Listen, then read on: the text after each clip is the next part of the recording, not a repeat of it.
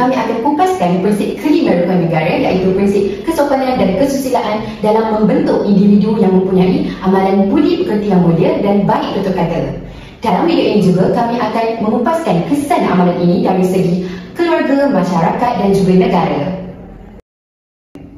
Malaysia ialah sebuah negara yang makmur dan teguh di atas teras perpaduan dalam kepelbagaian, meletakkan nilai-nilai seperti moral dan etika sebagai tunjang utama dalam pembangunan identiti kebangsaannya. Oleh itu, rakyat Malaysia wajib taat kepada 5 prinsip utama negara, iaitu rukun negara. Pertama, kepercayaan kepada Tuhan, kesetiaan kepada raja dan negara, keluhuran perlembagaan, kedaulatan undang-undang, kesopanan dan kesusilaan. Seterusnya, saya akan meneruskan pembentangan dengan menceritakan latar belakang rukun negara. Rukun negara kita telah digubal pada tahun 1970 bagi memulihkan keharmonian masyarakat negara kita selepas berlakunya tragedi 13 Mei 1969. Secara terperinci, tragedi 13 Mei 1969 atau sering dipanggil sebagai tragedi berdarah ini melibatkan permusuhan antara 3 kaum terbesar, iaitu kaum Melayu, Cina dan juga India, yang seharusnya bernaung di bawah satu naungan yang harmoni. Namun begitu, akibat pertuturan yang kurang sopan, perbalahan mulut dan juga laungan-laungan yang menyentuh sentimen agama dan bangsa telah mencetuskan satu ketegangan dan akhirnya berlakunya pertumpahan darah pada kali tersebut. Justru itu, rukun negara telah dibentuk bagi menegaskan prinsip-prinsip yang seharusnya ditanam di dalam sanubari setiap individu rakyat Malaysia. Ideologi ini telah digubal pada 27 Ogos 1970 semasa negara Malaysia berada di bawah kepimpinan Magaran atau Majlis Gerakan Negara, dan juga telah diisytiharkan pada 31 Ogos 1970 oleh Yang di-Pertuan Agong yang keempat sempena dengan ulang tahun kemerdekaan kita yang ke-13. Ideologi ini melibatkan 5 prinsip rukun negara. Yang pertama, kepercayaan kepada Tuhan, kesetiaan kepada raja dan negara, keluhuran perlembagaan, kedaulatan undang-undang dan kesopanan dan kesusilaan. Prinsip itu yang terakhir, iaitu kesopanan dan kesusilaan, merupakan tunjang utama ataupun prinsip tonggak yang dapat mengelakkan berlakunya tragedi 13 Mei 1969. Prinsip ini menuntut rakyat Malaysia untuk berperilaku sopan, saling menghormati dan juga mempunyai akhlak yang mulia. Namun begitu, seiring peningkatan kemajuan teknologi moden, penghayatan prinsip kesopanan dan kesusilaan ini semakin membimbangkan. Hal ini dapat dibuktikan jika kita lihat di dalam persidangan Dewan Parlimen, pemimpin kita sendiri menggunakan bahasa yang kurang sopan sehingga mencetuskan perbalahan bukan sahaja antara kaum, malah sesama kaum sendiri. Hal ini secara tidak langsung berarah kepada berulangnya tragedi berdarah 13 Mei 1969 di mana akar umbinya berpunca daripada perbalahan mulut dan laungan-laungan yang menyentuh sentimen kaum dan juga bangsa. Justru itu, terbuktilah penghayatan prinsip kelima, iaitu prinsip kesopanan dan kesusilaan, memainkan peranan penting dalam melahirkan individu yang mempunyai budi pekerti yang mulia dan juga baik tutur kata. Kita akan lihat terhadap kesan prinsip ini terhadap keluarga, masyarakat dan negara. Pada peringkat keluarga, ia akan membentuk sahsiah menjadi seorang anak. Hal ini dikatakan demikian kerana ibu bapa mempunyai tanggungjawab untuk memberikan contoh teladan yang baik kepada anak-anak. Ini termasuk dengan pertuturan kata dan sahsiah mereka sendiri. Contohnya boleh diberikan pada keluarga Adi dan Aminah. Adi dan Aminah, mereka sentiasa bertutur kata dengan perkataan yang tolong sekiranya ingin meminta bantuan, dan setelah diberikan bantuan mereka akan membalasnya dengan perkataan berterima kasih. Jadi anak-anak apabila melihat ibu bapa pergaulan ibu bapa mereka akan turut mengamalkan amalan ini. Jadinya keluarga juga akan turut menjadi beradab dan menjadi harmoni. Pada peringkat masyarakat, ia dapat membina keharmonian dan perpaduan. Hal ini dikatakan demikian kerana negara Malaysia yang berbilang kaum tidak mengira latar belakang sentiasa bertutur dengan perkataan yang sopan dan santun. Ia dapat menzahirkan perasaan kasih sayang antara satu sama lain, dan ia dapat menjaga keamanan, dia dapat menjaga silaturahim dalam kaum kita. Contohnya, kalau kita tengok masyarakat Malaysia, kita ada adab di mana kita sentiasa memberi salam kepada satu sama lain, dan sekiranya berlaku konflik, kita akan menyelesaikannya dengan perkataan yang baik dan bersopan santunnya agar tidak ada perselisihan kaum terjadi.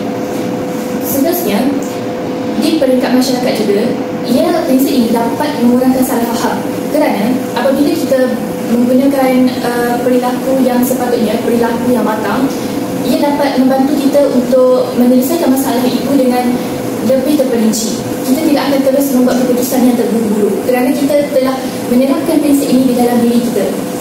Akhir sekali, kita akan lihat kesannya terhadap negara kita. Dengan menerapkan prinsip ini di dalam kehidupan seharian, negara kita akan berada di dalam keadaan yang aman. Hal ini dikatakan demikian kerana apabila kita bertutur kata dengan menggunakan perkataan yang baik dan berbudi pekerti dengan mulia, ia akan menzahirkan perasaan kasih sayang antara satu sama lain. Oleh itu, dia akan mewujudkan pergaulan yang positif antara bangsa, antara sesama bangsa. Sekiranya kita tidak menerapkan amalan ini, maka dia tidak dapat menjamin kesejahteraan dan kemantapan negara. Ia akan menyebabkan terjadinya pergaduhan dan perceraian antara berbilang kaum. Okey, contohnya negara Malaysia ini dia terdiri daripada berbilang kaum, dan kita dapat lihat betapa mereka dapat menjaga keamanan itu kerana mereka sendiri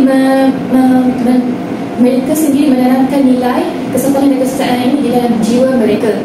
Jadinya kita dapat tahu yang keunggulan negara ini bergantung erat terhadap masyarakatnya sendiri. Kalau kita tidak menerapkan prinsip ini, maka negara kita juga akan turut merosot. Jadi kita sudah lihat kesannya terhadap keluarga, masyarakat dan negara, dan kita tahu bahawa semua ini, ketiga-tiga ini, dia saling berkait antara satu sama lain. Seterusnya, beralih kepada laporan kajian. Kajian ini dilakukan menggunakan Google Form dan disebarkan melalui aplikasi WhatsApp. Terdapat 4 bahagian di dalam Google Form ini. Metod yang digunakan ialah skala Likert, di mana 1 merujuk kepada sangat tidak setuju dan 5 merujuk kepada sangat setuju. Kajian ini dilakukan kepada pelajar Fakulti Pendidikan di UiTM Puncak Alam sahaja. Carta bahawa berikut menunjukkan bahawa majoriti responden memahami kepentingan mengawal emosi sebagai sebahagian daripada pengamalan kesusilaan. Sebanyak 34 responden, iaitu 66.7% memilih skala 5 yang menunjukkan tahap kesedaran yang sangat tinggi untuk mengawal emosi dan tidak bertindak secara melulu mengikut perasaan. Seterusnya, sebanyak 15 responden, iaitu 29.4% memilih skala 4 menggambarkan tahap kesedaran yang baik. Hanya 2 responden, iaitu 3.9% berada pada skala 3 yang menunjukkan tahap kesedaran yang sederhana. Tiada responden yang memilih skala 1 atau 2 membuktikan semua responden sekurang-kurangnya memahami tentang pentingnya mengawal emosi dalam mengekalkan kesusilaan. Seterusnya, bahagian C, carta bahawa berikutnya menunjukkan purata bagi pelajar yang mengamalkan sikap toleransi terhadap orang lain. Jawapan sangat setuju merupakan jawapan yang tertinggi dan mempunyai sebanyak 76.5% responden, iaitu 39 orang. Berikutnya, jawapan bagi setuju menjadi kedua tertinggi kerana mempunyai 21.6% responden, iaitu sebanyak 11 orang. Seterusnya, responden ketiga tertinggi adalah bagi jawapan kurang setuju kerana memiliki 2%, iaitu 1 orang responden sahaja. Selain itu, jawapan tidak setuju dan sangat tidak setuju memiliki tiada responden kerana pertusan yang menjawab hanyalah 0%.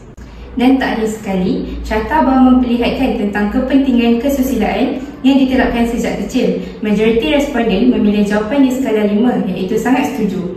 Sebanyak 72.5% yang bersamaan dengan 37 orang responden telah memilih sangat setuju sebagai jawapan mereka.